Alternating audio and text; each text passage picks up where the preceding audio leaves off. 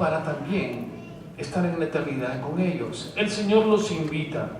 En la palabra que voy a hablar ahora, quiero que me acompañen al libro de Lucas, el capítulo 14. Y en el capítulo 14 nos ponemos de pie, lo voy a estar leyendo. Lo vamos a leer desde el capítulo 14, desde el 1 hasta el 16. Esta vez lo vamos a leer en forma antisonal. ¿Conocen esa palabra? ¿O antifonal? Fonal. Ok, entonces el que habla lee el capítulo 1 y mis hermanos leen el 2 y el último versículo lo leemos juntos. Aconteció un día de reposo que, habiendo entrado para comer en casa de un gobernante que era fariseo, estos le acechaban.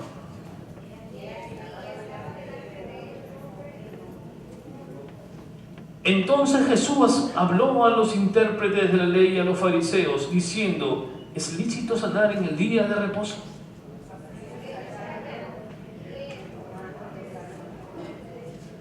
Y dirigiéndose a ellos dijo: ¿quién de vosotros, si su asno o su buey cae en algún pozo, no lo sacará inmediatamente, aunque sea en día de reposo?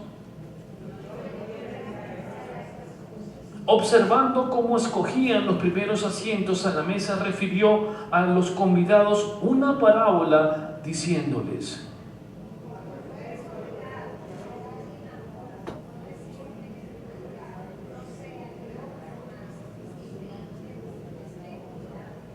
y viniendo el que te convidó a ti y a él te diga: da lugar a este, y entonces comiences con vergüenza a ocupar el último lugar.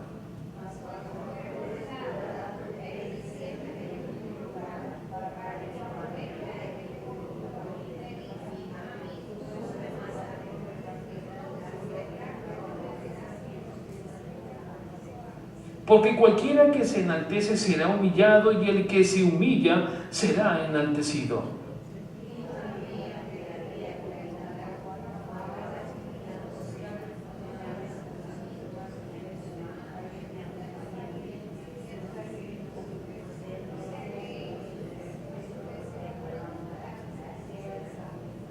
Mas cuando hagas banquete, llama a los pobres, a los mancos, los cojos y los ciegos.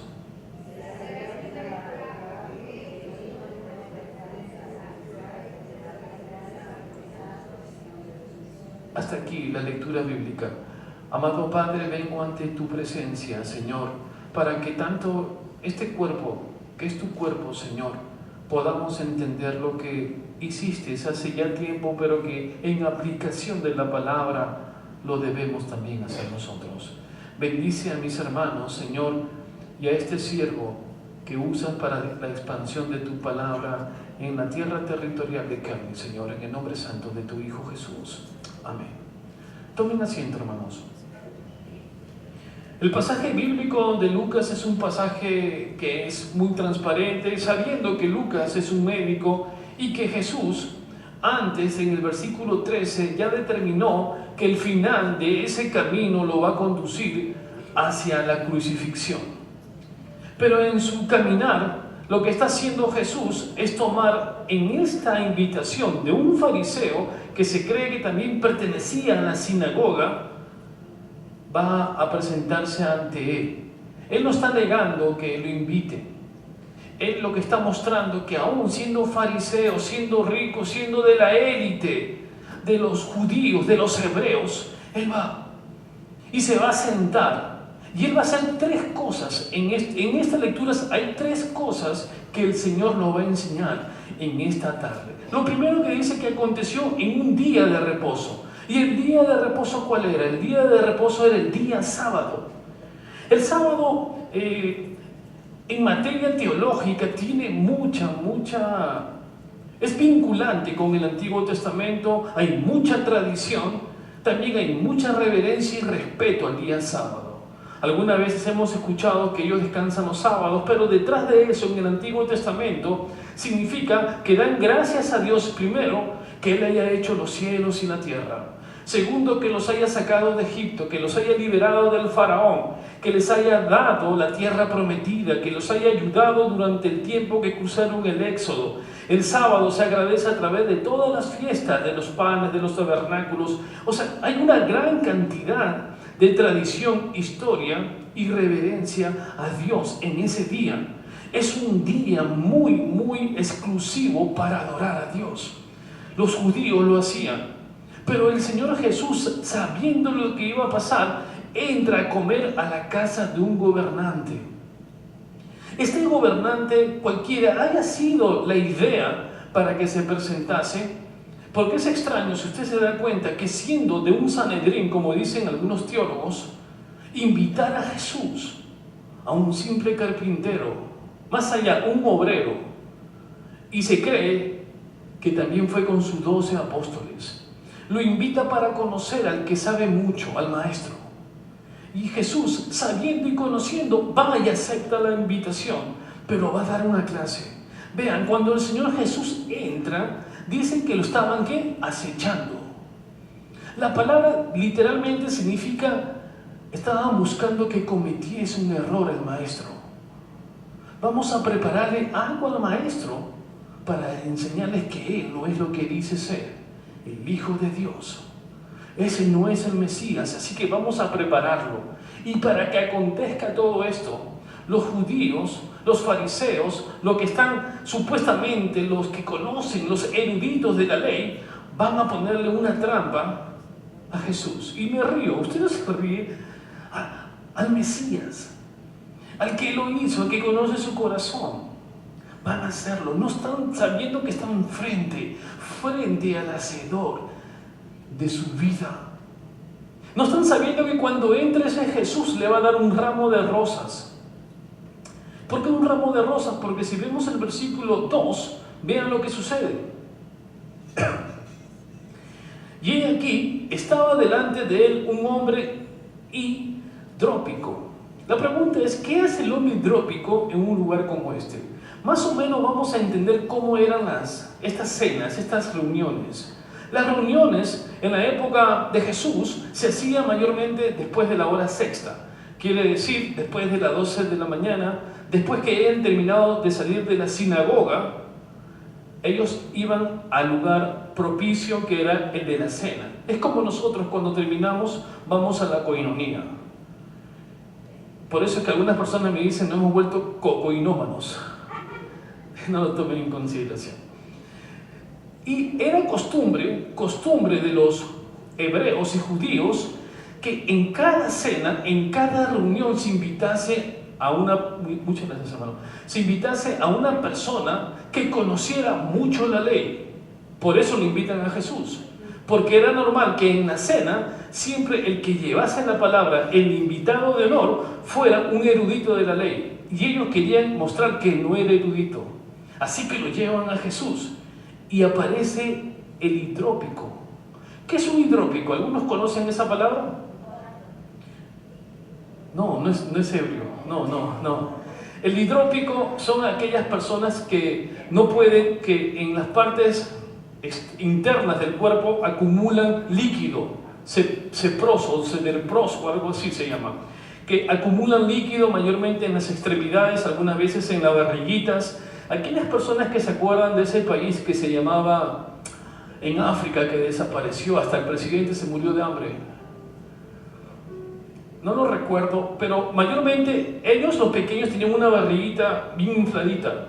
¿Recuerdan? Pero no era de que estuvieran llenos, ellos sufrían, eran hidrópicos, porque se acumulaba y tenían problemas en cuanto al estómago. Algunos hidrópicos sufren de los riñones. El ser hidrópico es una característica de una enfermedad más grave aún. Este hidrópico, siendo enfermo, ¿qué hacía él en una reunión de hebreos? Si ellos saben que toda enfermedad es pecado y que ellos no pueden acercarse a un enfermo, ¿qué hace él ahí?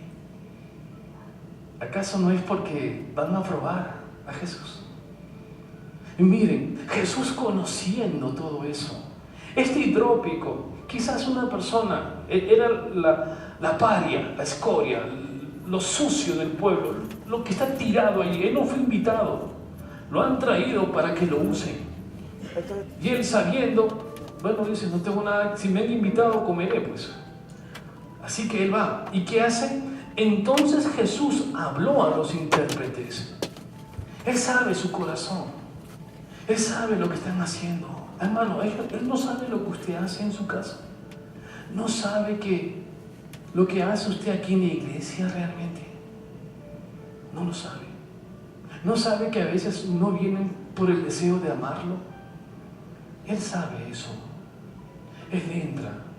¿Y qué hace? Entonces Jesús habla a los intérpretes. Me gusta cómo Lucas, porque solamente lo va a ver en Lucas, escribe, le pone el nombre del enfermo, él es médico, y habla a los intérpretes, a los conocedores de la ley, y a los fariseos, diciendo, miren la pregunta, ¿es lícito sanar en el día de reposo? Mire, habían dos opciones, el hidrópico está ahí. Si el Señor lo sana, entonces está violando la norma legal, que no debes trabajar en el día de reposo. Pero si no lo sana, estás cometiendo también la ley de Qumran, que significa que no ha sido misericordioso. O sea, le pusieron algo para que no encuentre salida y de todas maneras iba a caer. Pero el Señor sabiamente, el sabio, nuestro Padre, mi héroe, su héroe, le dice, ¿es lícito sanar en el día de reposo? ¿Y qué dice? Mas ellos callaron. Eso. Hermano, el mundo calla ante la autoridad de Dios. Estos sabios y los sabios que puedan haber ante una pregunta, el Señor le dice, ¿es lícito sanar? Hermanos, ¿por qué? Porque la ley de ellos es una ley que los apretaba tanto que no la podían cumplir. Y obligaban a otros a cumplirlas. Ellos eran los que estaban adelante siempre. Y los enfermos y todos atrás. Así que el Señor le dice, es lícito sanar en el día de reposo, mas ellos callaron, y él tomando, le sanó y lo despidió. Allí está. Hermanos, ¿qué pasaría si Jesús, usted es una persona que no cree, que de repente cree que no cree, que sí que no? Esa es una canción. Llega una persona a su casa, un santo del Señor como usted lo es, y antes de que se siente hay un milagro, un prodigio. Yo me quedo perplejo, seguro que usted también, me pasmo ante la maravilla. Dice que lo sanó y lo despidió porque no pertenecía al grupo. Él se fue con el milagro. Esa fue su carta de presentación. Él es Jesús. Él es Dios. Él es Dios. Pero ellos no saben qué hacer. No hay alegría, no hay gozo. No hay gozo por la sanación. Usted no lee en Lucas que digan, y entonces se regocijaron. Y dijeron, gracias, alabado sea tu nombre, Señor. Gracias porque ese hidrópico enfermo terminal, porque el hidrópico en esta época literalmente moría rápidamente. No hay gracia. Hermanos, cuando el Señor le haga un milagro, usted un prodigio, una señal de gracias. Aquí no hay gracia, sino que el corazón duro como el que fue, como el que habla, no es el suyo, el mío fue duro. El Señor lo rompió y me lo cambió. Estos fariseos y doctos de la ley no creen ni aceptan. Él continúa y como sabía lo que pensaba, que les dice, ¿quién de vosotros si su asno o su buey cae en algún pozo? Estoy en el versículo 5. ¿No lo sacará inmediatamente, aunque sea un día de reposo?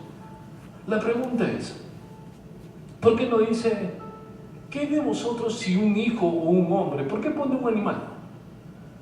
Porque ellos sabían la norma legal. Sabían que había una excepción. Vean, estas leyes eran bien apretadas, bien duras. Decían, si caía ahí de repente un buey, y como no puedo trabajar, increíble, ellos le ponían una manta al buey para que subiera, pues no lo podían tocar. El Señor le pregunta, ¿quién de vosotros? Lo que está diciendo detrás de esa pregunta, ¿qué más? Si este es un ser humano. Si ustedes, en la excepción de la ley del Qumran Ram, que es una ley que ellos conocen, lo hacen en excepciones, ¿por qué no salvar a un hombre enfermo? El Señor Jesús conoce el corazón, conoce la ley. Y lo que está diciendo, haciendo ahora es romper todo el esquema judío, sus leyes, sus sabáticos, su sábado. Y como dice en el libro de Hechos, en el capítulo 20, menciona que el día domingo es para reverenciar a Dios, ya no tu sábado. Acá no hay sábados. El amor de Dios tú no le pones límite, le está diciendo. Al Señor no le vas a decir, el sábado tú no haces milagros.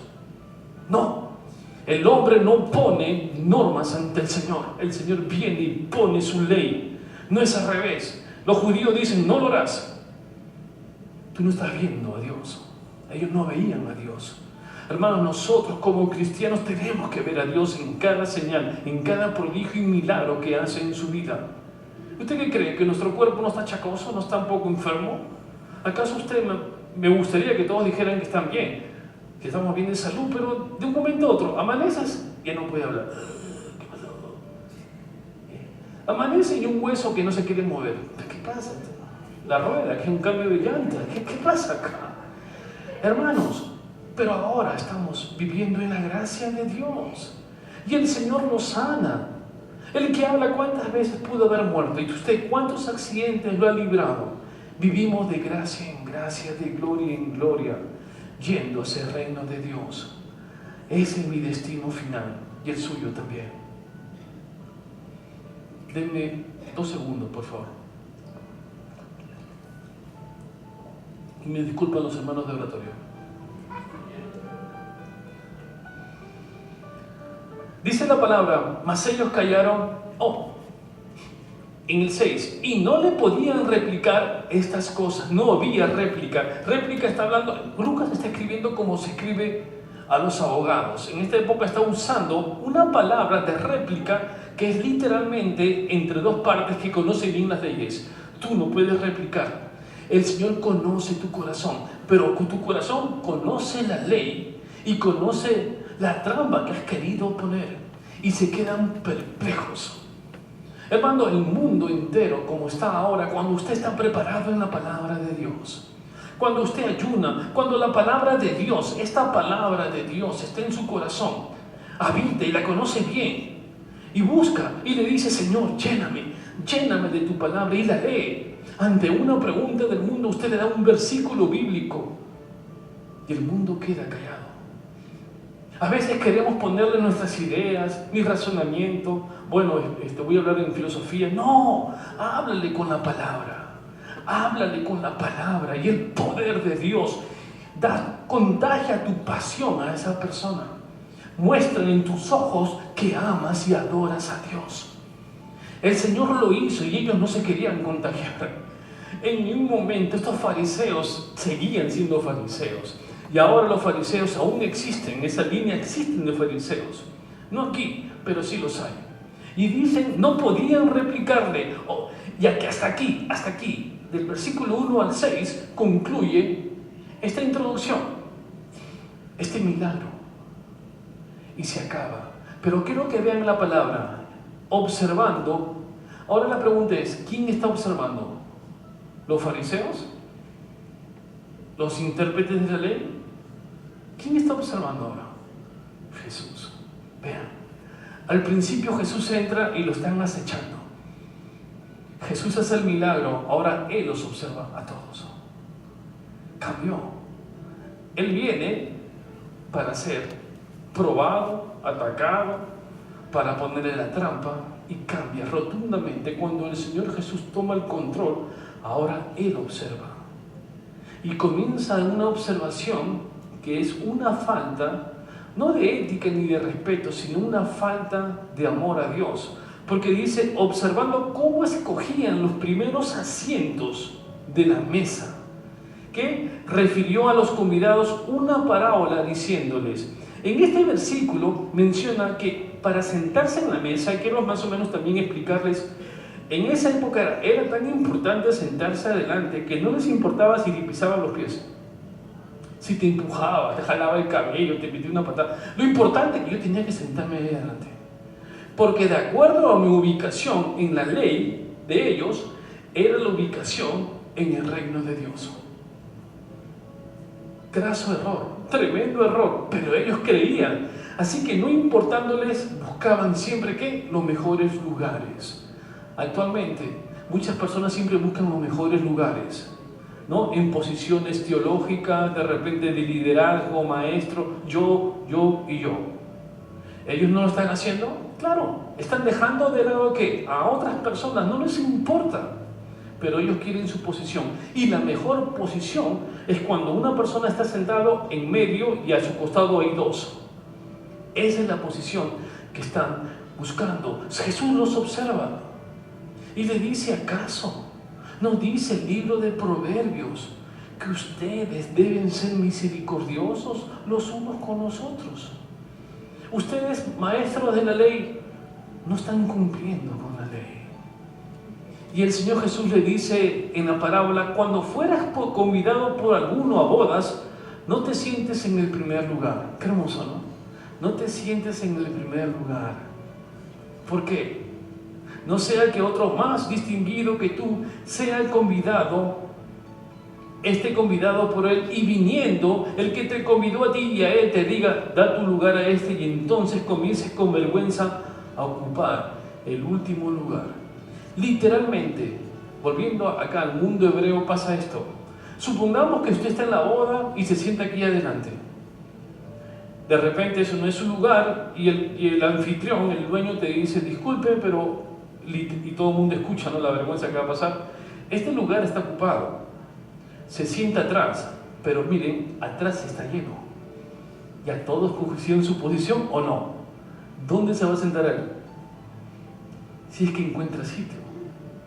Hermanos, muchas veces nosotros es mejor vivir en una forma humilde. Siéntese, el Señor está enseñándole aquí, siéntese en un lugar para que el anfitrión te diga, ven, pasa. Está hablando acerca de cuando estemos en la cena del Señor, que aquellos que son los humildes de corazón, aquellos que son la paria, la escoria de la sociedad, ellos van a ocupar los primeros puestos. No aquel que se cree tener mucho, como los fariseos, gastando tanto dinero en púrpura. Púrpura era caro en esta época, vistiendo sus altos trajes y caminando de esta forma para que lo vean. Ustedes saben que estos fariseos e intérpretes de la ley les gustaba tanto la fama que ellos pagaban para que los saludasen en las calles. Pasaban a los más pobres, les daba su sencillo y venían. Ya sabes, cuando vengo por acá, entonces, maestro, y entonces ya, maestro, hermano, ¿no parece ahora en el siglo XXI fama? Hey, soy yo, un autógrafo, tómame una foto, mira, para ti. Hermanos, eso es ensalzarse. Nosotros somos hijos de Dios. Y saben, soy hecho de barro. Usted también. No somos hechos de oro. Yo no sé si usted es hecho de oro, pero a mí me hicieron de barro. Y como polvo soy, a polvo volveré. Pero un día el Señor Jesús va a venir y nos va a levantar. Le va a levantar a usted y a mí de ese polvo. Y me va a convertir de ese cuerpo incorruptible en un cuerpo incorruptible. ¿Usted lo cree? Cójase de esa promesa. Cójase, ellos no entienden absolutamente nada. Por eso les explicaba, el mundo si no conoce al Señor, no puedes hablarle del Espíritu porque no han nacido de nuevo. Y dice en el 9, y viniendo el que te convidó a ti y a él te diga, da lugar a este, y entonces comiences con vergüenza a ocupar el último lugar. Pero te dice más, cuando fueres convidado, ve y siéntate en el último lugar. Hermana Susana, está bien usted ya. Se sienta ya en el último lugar, que cuando venga el que te convidó te diga, amigo, sube más arriba, entonces tendrás gloria delante de los ojos que se sienten a la mesa. ¿La gloria de quién es? ¿Por qué dice entonces tendrás gloria? Porque no está hablando de este mundo. Está dando el espacio a las personas que realmente vivieron conforme al Señor, humildes, eso. Hermanos, nunca usted confunda humildes con que te humillen. Humilde es una característica de una persona que es bien madura en el Cristo Jesús. Es humilde, y ahí está, te darán gloria, porque cualquiera que se enaltece, o sea, cualquiera que se cree que va a ser humillado, y el que se humille de corazón será enaltecido, y nosotros tenemos, pero de corazón contrito, humillarnos para que Él nos enaltezca. Hasta aquí la segunda parte. Primero vimos la curación del hidrópico. En la segunda parte vemos lo que pasa cuando acontece que todos quieren ir a los mejores lugares. Y el Señor va a acabar con la tercera parte de la redacción de Lucas diciendo ahora, dijo también al que le había convidado. Ahora, recuerden, lo invitaron, le quisieron poner la trampa y al anfitrión lo va a ordenar. Él va a decirle lo que tú tienes que hacer. Él ya tomó el control total de toda la situación. Por eso le dice, y dijo también al que le había convidado, o sea, al anfitrión le dijo, cuando hagas comida, le está diciendo al anfitrión, cuando tú hagas comida, no llames a tus amigos.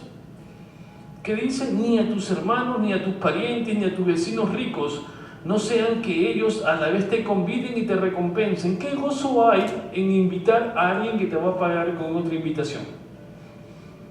¿Sí o no? Yo le invito ahora a un hermano y le tengo que esperar. Y hay personas que dicen así, me invitó y él no me invita a su casa. No esperes eso. Debes dar. Y ahí está. Mas cuando hagas banquete, llama ¿a quién? A los pobres, a los mancos, a los cojos y a los ciegos. Estos, según la ley, no tenían parte. Estos, según la ley, eran pecadores. Según la ley, no podían ni siquiera cuando se mataba un animal para ofrenderlo en el tabernáculo, no podían tocarlo. No podían porque eran enfermos. Y el Señor Jesús le dice, no, invítalos a ellos. Ellos tienen su lugar. Y dice, y serás bienaventurado. Hermano, las bienaventuranzas, ¿no las desea usted? Yo las deseo. Bienaventurado, una vida buena. La bienaventuranza, el significado literal, significa que todo lo que yo haga, el Señor lo ve con buenos ojos. Eso es ser bienaventurado. Y dice, y serás bienaventurado porque ellos no te pueden recompensar, pero te será recompensado en la resurrección de los justos. Hermano, cuando usted haga algo, no espere nada a cambio. No espere nada a cambio. ¿Sabe? Hágalo, pero hágalo de corazón. Hágalo tal como el Señor te dice que lo estipules, hazlo, dáselo. Hermanos, hay muchas personas, que me dicen, pero ¿a quién? Hay muchas personas con necesidad. No busques si le das, no pides nada a cambio. Si tienes que darle, no le digas te lo presto, regálaselo. Es mejor, porque cuando prestas, te haces ¿qué? Lo haces esclavo a ti. Entonces al principio te dicen, bueno, él me prestó $50, pero ahora no tengo. ¿Y qué hace? Ya te esquiva, ¿no? Tú estás caminando como 2 cuadras, uy, ahí viene. Y va perdiendo su amistad por $50. Déselo. Si puede, obséquieselo. Y no le pida nada a cambio. Que sea de corazón. El Señor te va a recompensar. Lo que tenemos se acaba. Pero el Señor te dice, hazlo con las personas que no tienen. Aquellas personas que son maltratadas. Vean cuántos países están muriendo. ¿Han visto cuántos países están muriendo literalmente día a día, cada segundo? Mueren 9 personas. Las guerras que hay, ¿qué estamos haciendo? ¿Estamos ayudando a estas personas? ¿Estamos ayudando con la misión para que el pastor que está allá en una situación difícil predique el Evangelio? ¿Lo estamos haciendo? Hay formas para ayudar. El Señor te dice, y te será recompensado cuando sea la resurrección de los justos. Solamente en esta resurrección son aquellos que son hijos de Dios. No está hablando de la otra resurrección. Esta es de los justos. Cuando el Señor te diga, te ponga ante el trono y te diga, ¿qué has hecho para la obra de Dios? Te guardaste todo tu dinero.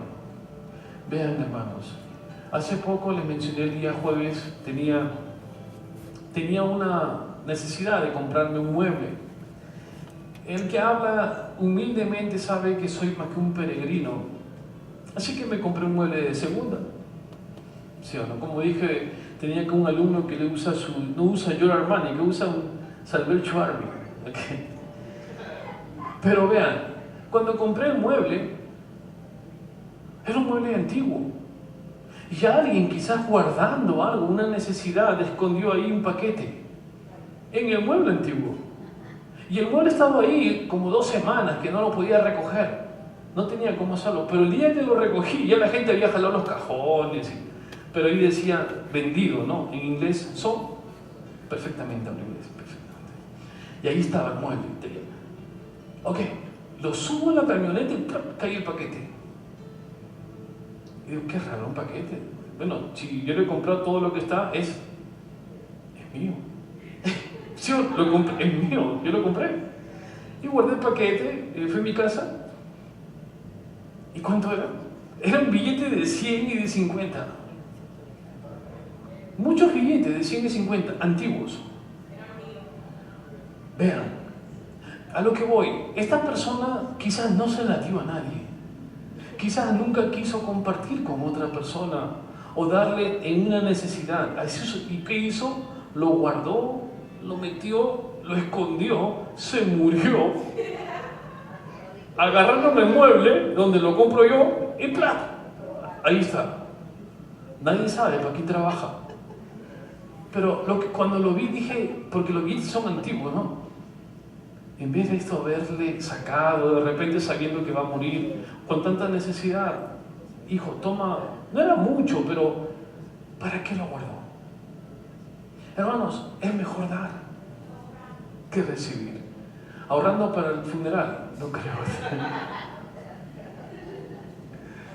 El Señor Jesús en esta tarde, en estas presentaciones, voy a resumirlas así, rápidamente nada más. Empieza entrando, las personas están a su acecho, le ponen una trampa, le dan un ramo de rosas al anfitrión y no le hace caso porque cura el hidrópico. Segundo, él observa cómo ellos se comportan. Lee. Y por último, ¿qué hace? Cuando invites a alguien, no invites a aquel que te pueda recompensar. Invita a aquel que no tiene, a aquel que no te va a pagar, pero que el Señor te va a recompensar cuando estés en la resurrección de los justos. Agárrese de esa promesa. ¿Saben por qué?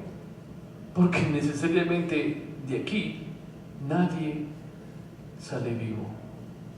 Si usted cree, pero de aquí nadie sale vivo. Por lo tanto, es mejor dar a otros en necesidad que guardar. No vaya a ser que de repente compres un mueble y me encuentre con tremendo un paquete ahí. Eso no lo haga. Mientras tenga, déselo al Señor. Que el Señor bendiga su vida. Vamos a orar para darle gracias a nuestro Padre, a nuestro Hacedor. Amado Padre, vengo ante tu presencia, Señor. Gracias porque en este pasaje me enseñas tanto, Señor.